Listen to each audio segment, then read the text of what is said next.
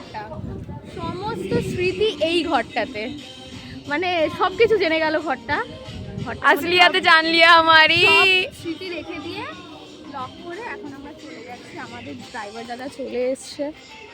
দাদা খুবই ভালো, দাদা খুব কুল। বলছি তুমি খুব কুল, তাই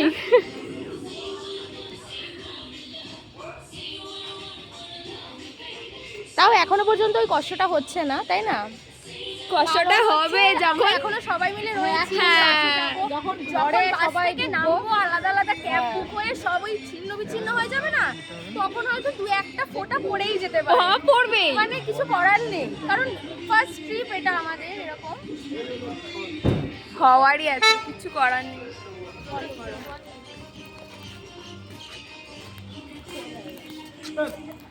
ঠিক আছে।